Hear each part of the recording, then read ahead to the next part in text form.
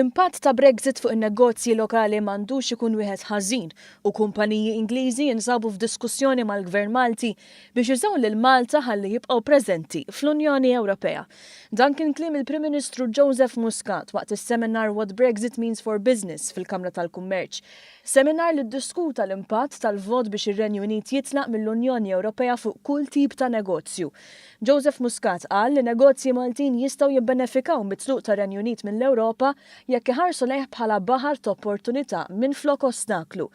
Madankollu fakkar kif id-deċiżjoni tal-poplu Ingliż li ħasat il-bqija tal-Ewropa huwa l-iktar eżempju ċar ta' kemm iċ-ċittadini Ewropej huma sovrani u l-bżonnijiet u x-xewqat tagħhom qatt m'għandhom jintesew mill-mexxejja. Il-kap eżekuttiv tal-entità tan-negozji Ingliża CBI Paul Dreschler qal li l-entità li jmexxiju se tagħmel minn kollox biex għan-negozji Ingliżi Brexit ma jkunx it-tmiem tal-opportunitajiet. Saħaq li n-negozjar ħieles bejn il-pajjiżi għandu jibqa' possibbli għal kulħadd u dejjem għandu jkun assigurat l-aċċess għas-swieq Ewropej.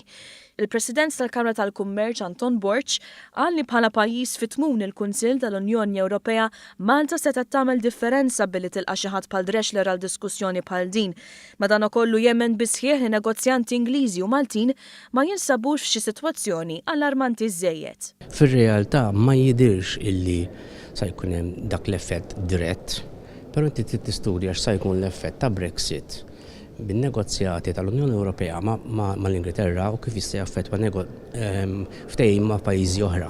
U mbagħad minn hemmhekk tista' tiġi affettwat il-business through indirect negotiations. Kif qatt naħseb qatt irridu nistennew biex naraw se jkun l-effett ta' Brexit fuq in-negozji ta' Malta.